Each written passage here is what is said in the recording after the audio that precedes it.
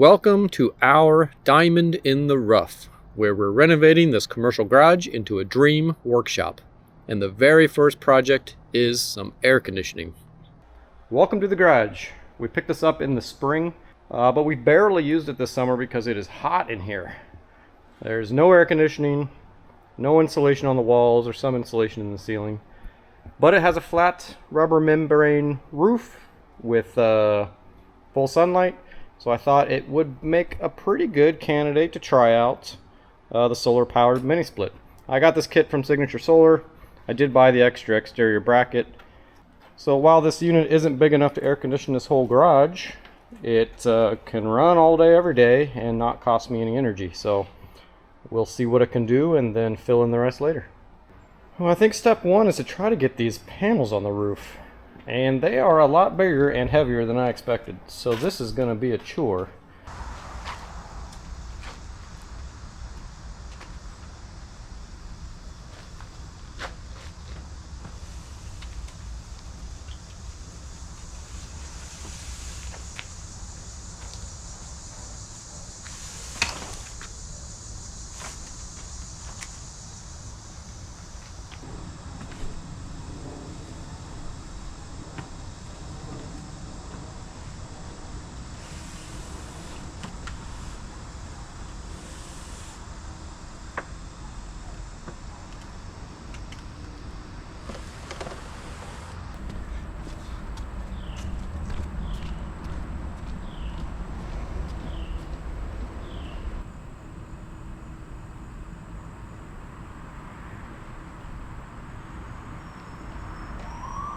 There you go. Now you can kind of see what I'm going for.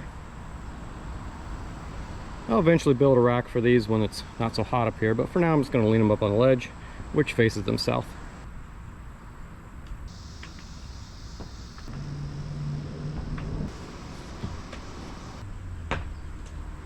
Ooh, that was a chore. These are heavy, but they're all up here. And these are going to be wired in series, so the left side of one panel connects to the right side of the other. They all just connect to each other. And then your final positive and negative come off these ends. So we'll pull those together, and then that goes across the roof and down to the air conditioner. Moving on to the inside unit, I'm going to put it right here. So first I gotta clean up this piping. This building used to be used for cabinet making, so this is all a dust ventilation system. But that did leave me a really nice hole right here to bring the piping in from the outside unit to the inside unit. So I just got to clear all this up, and so I can mount that there. I did test these wires, and they're not live. I don't know where they originally went, but they're safe to remove now.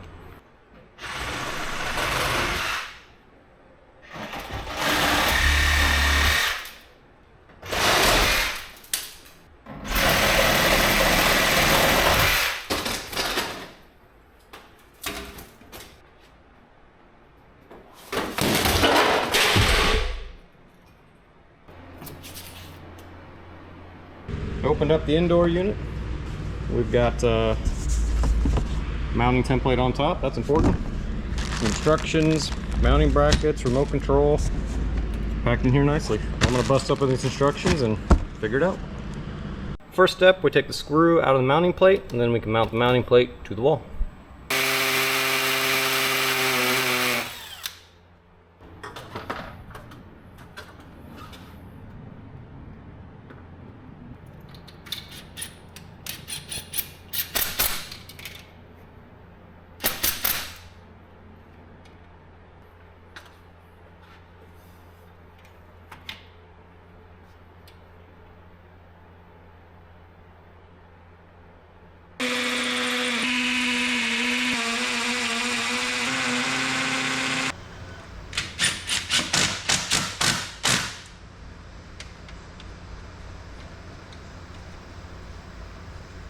Next up, we need to prepare the indoor unit.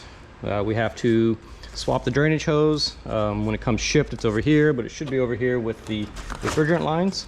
And then we got to get all the wires connected. After that, we should be able to hang it up on the wall. So to get this off, this little metal ring just spins, and when it spins, it clips onto a little plastic piece down there. So you just got to reach in with those pliers, spin it around, and it'll unclip. Now there should be a rubber stopper over here, a rubber plug on this side that we'll take off, put on this side, and then put this one over there. Okay, drain hose successfully swapped. Now normally if you've got more control over your wall, I've just got that big hole that was already there. You'd put the hole right here, and these would go through the wall and you wouldn't see them. But there is a cutout here, so I'm gonna have to take mine out through here and then down into the existing hole. So I gotta pop these out and get these bent through here.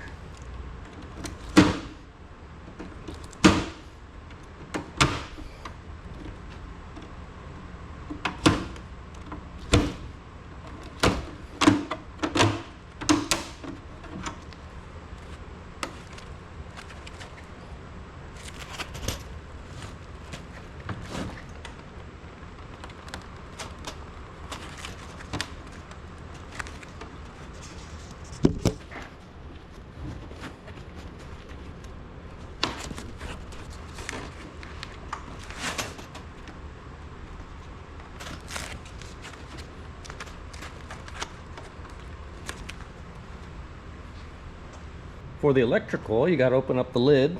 There's some pieces of tape you take off, and then you unscrew a little panel, and there's all the connectors. The wire is going to run from the bottom. There's a channel. You can see a cutout for a hole right there. We're going to send the wires up through there. They'll poke out the top. We'll screw them in, and then the rest of the wire will come out with these. Okay, all the wires are labeled really well. 1, 2, 1, 2, 3, and ground. And then the board itself is also labeled 1, 2, 3, and ground. So you just match up the wires with their numbers. And there is a little wire clamp in here. You unscrewed. You want to make sure the wire you pull in is behind that, because you'll screw that back in, which will hold the wire in place. Oh, howdy.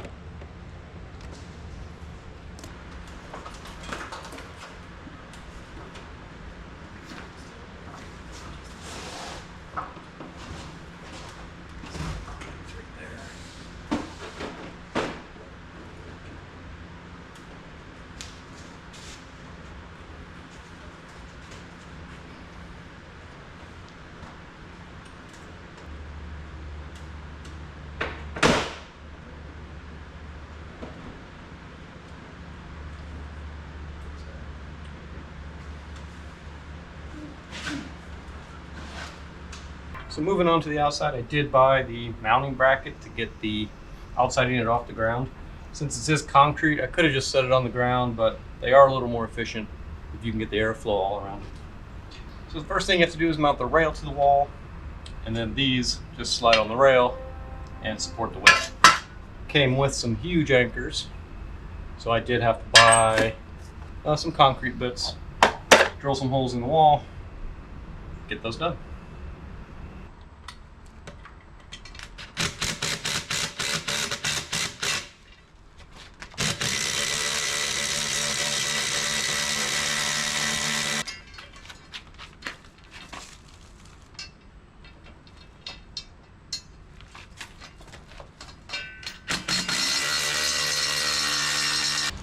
Next up, it has little feet that stick out the back here to make it level up against the wall back and forth.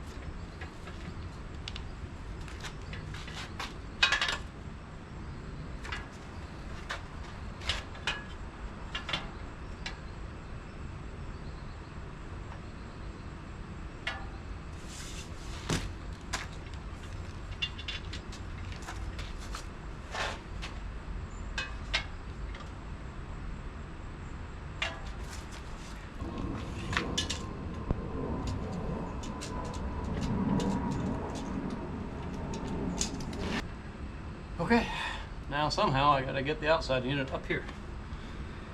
It weighs a ton.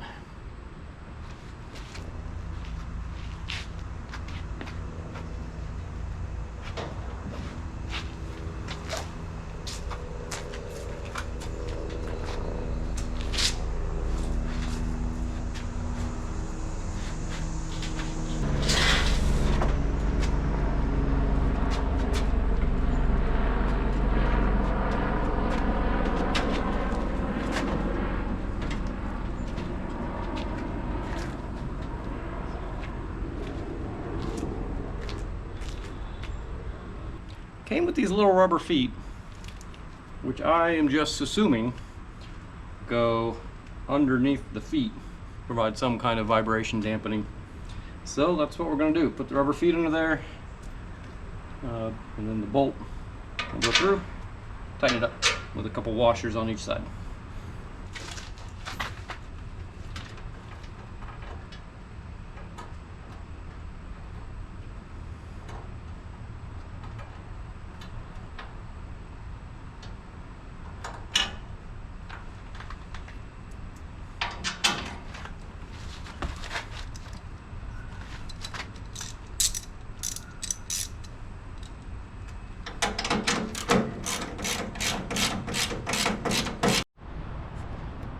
Okay, that's mounted.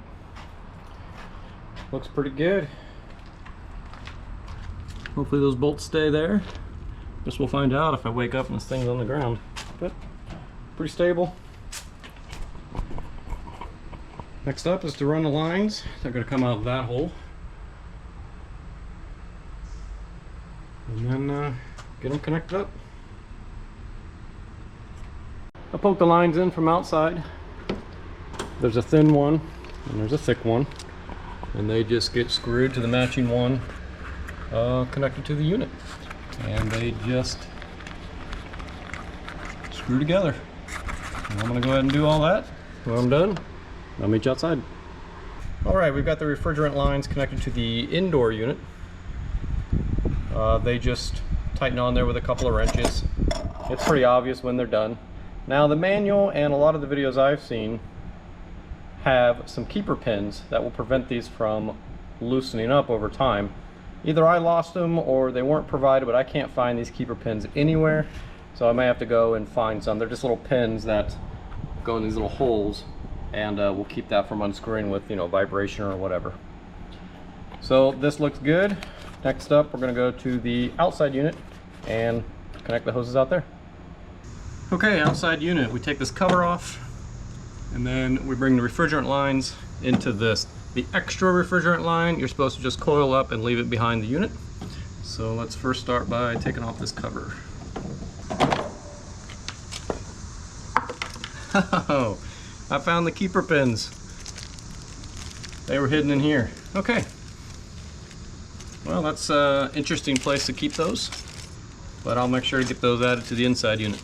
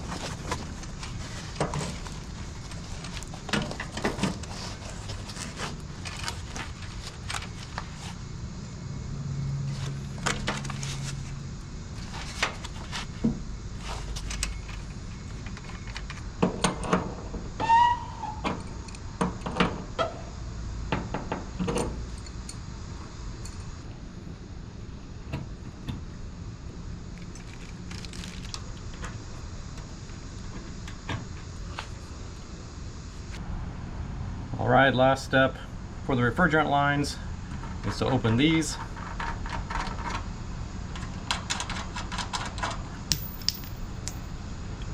And then use the provided Allen wrench, loosen them up. You loosen them all the way till they stop. That's going to let refrigerant into the lines. And then we will test it with a little soapy water, make sure we have no leaks.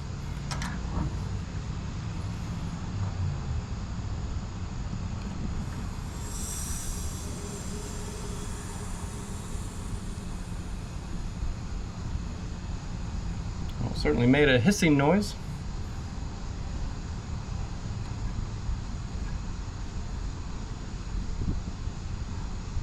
All right, it stopped. Let's do this one.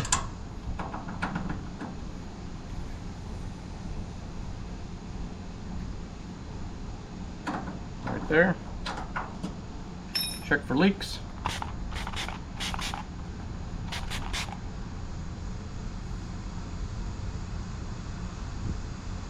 I don't see any bubbles. All right. And these caps have to go back on and snugged a little bit.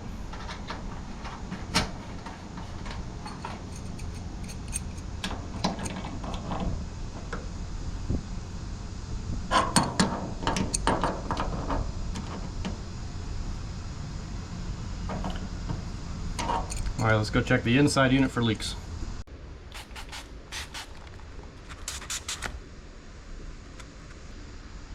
I don't see any bubbles. Okay, let's get those pins in here, and then we're done with the refrigerant lines.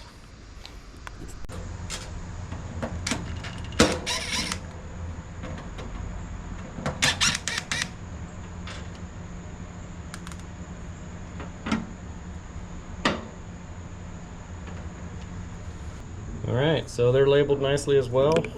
1, 2, and 3 go to the inside unit, and then ground go to the ground one. There's also a wiring diagram in the lid.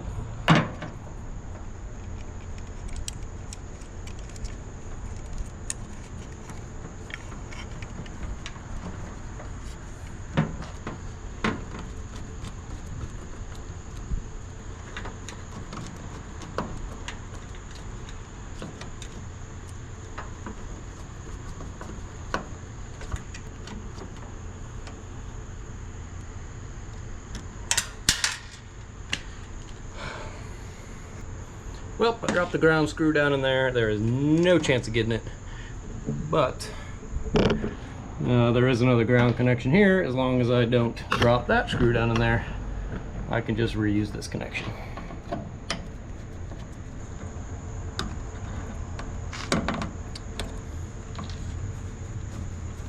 And then right down here is a clamp for this wire. Unscrew those, clamp this in place.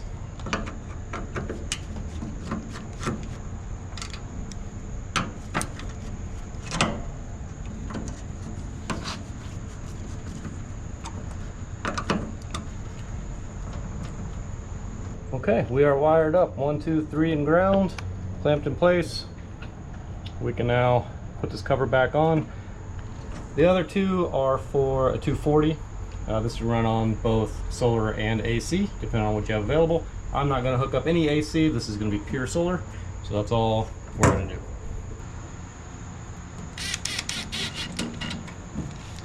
All right, we are hooked up. I'll do some cable management after I got some UV resistant zip ties, get all this cleaned up and zip tied together. Next step is get the solar shutoff and breaker installed. The solar panels go into this. That lets me shut off the panels. That way if I need to work on it, I'm not worried about getting electrocuted. And also got a circuit breaker in case, I don't know, they get hit by lightning or something.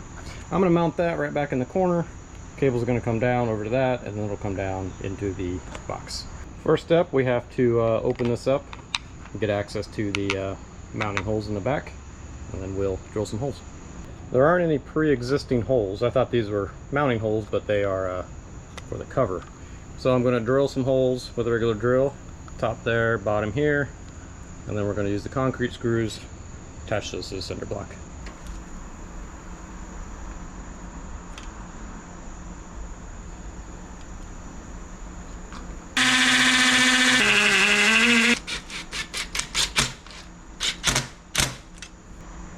Okay. Oh. missed the hole.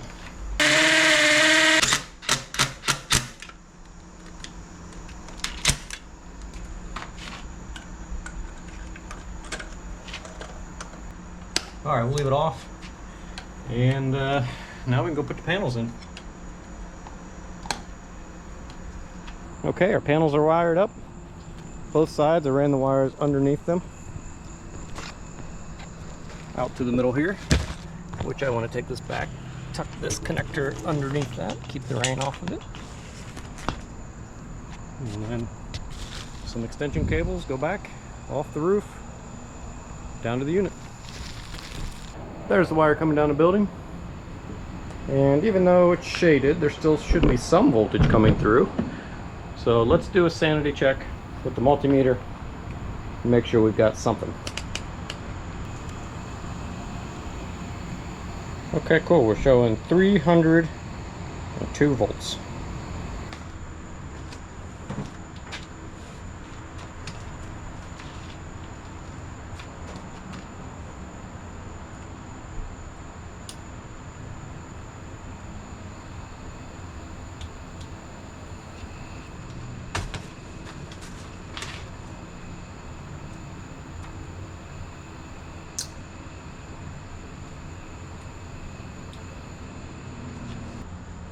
It's labeled here, positive, negative.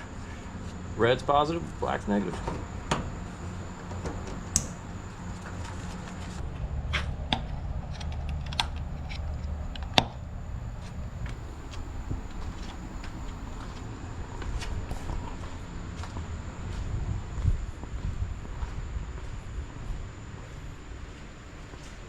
Well, nothing yet. Just get the remote, turn it on. Ooh, it's alive. I can hear it out here.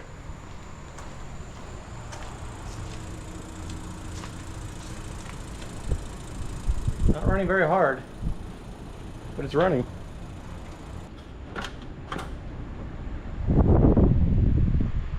Yeah, somewhat cool air. Well, that's pretty impressive for, yeah, for shady outside. So what I think is there's your set point, and if this light's on, that means there's enough energy to run the compressor, so you're actually producing cold or heat. Very nice. Well, just as I was packing up, I turned around and noticed the little green light was off 2 minutes later. So it looks like that's the limit. That's not too bad though. I'm surprised it ran at all with the panels completely shaded. Okay, it is 11 a.m. the next day with direct sunlight on the panels, and it is pretty comfortable in here. We've got nice cool air. I did tape up the big hole just to try to keep some of the condensation, but you can see the lines are cold, lots of condensation coming off them. This is blowing really nice cool air.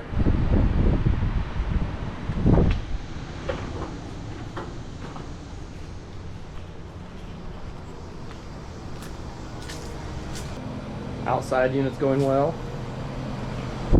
I had the drain hose over there, straight into the wall, moved it over here. Lots of condensation. It is humid this week.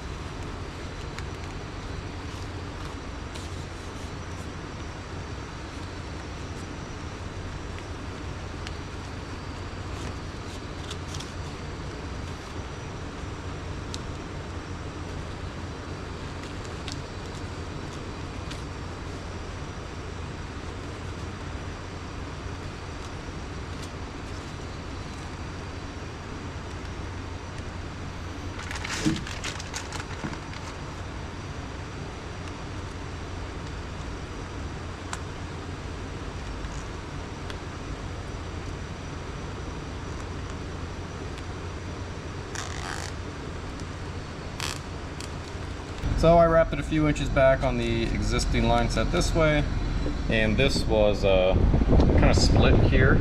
So wrap this whole thing and kind of pull that insulation together, use zip ties, and that should keep the humid air from getting to the exposed lines, causing a whole bunch of condensation in here. It is now 3 o'clock in the afternoon, sun shining. We're getting 2300 watts from the solar panel, which is pretty good. And it looks like so far I've saved 67 kilowatt hours of electricity, which, you know, 15 cents, 17 cents a kilowatt hour, that adds up pretty quickly. Okay, well, I'm pretty happy with this. Okay, this thing's been running for a couple of weeks now. Generally no issues. It's got one little behavior problem where I would just notice it's just off and I have to turn it back on manually. And that's part of the low power protection measure to keep the compressor from cycling too much if there's not enough solar power. And that can happen in the mornings, or like if a storm comes in and it's cloudy. It will try 3 times to turn on, and if it fails, it puts itself in low power mode and you have to manually turn it back on. So I found some good ideas online, and basically the trick is go into the app, configure the schedule to turn it on over and over and over again to kind of pull itself out of low power mode. So my app's configured to turn it on at 10 a.m., 11 a.m. and noon, and turn it off at 6:30 p.m. There's a big tree right there that kind of shades it, so no point in trying to keep it going. And that way, if it goes in low power mode the next day at 10 a.m., 11 or noon, it will tell itself to turn back on. And that seems to solve that problem. So as for the cost breakdown, the whole kit from Signature Solar with the mounting bracket, shipping and tax included, $4,112. And then all the other accessories, I needed the solar panel disconnect, cost me $23. The 10-foot extension cable to go from the disconnect into the unit, that's $23. A total of 80 feet of extension cable to go from the panels on the roof all the way over this and plug in. I already had a 30-foot cable. It cost me $40, so I bought a 50-foot cable, which was $68. And then a 30-foot kind of separated cable where the 2 leads, positive and negatives, are 2 separate wires. Those are the wires that go on either end of the solar panel and come back together. They're all wired in series. And that cost me $40. So, you know, not too bad. So far it has consumed about 167 kilowatt hours of energy, and at cost here, that's about $25 to $30. And I installed this late in the season, kind of midway through August. It's now early September. So I imagine June, July, we're gonna see a lot more energy come out of that. So, you know, 25, 30 bucks worth of energy in a couple of weeks, that's not too bad. That'll add up quick. Overall, really happy with this, easy to install. Really keeps the edge off in the garage, makes it possible to actually work in there. So yeah, highly recommend.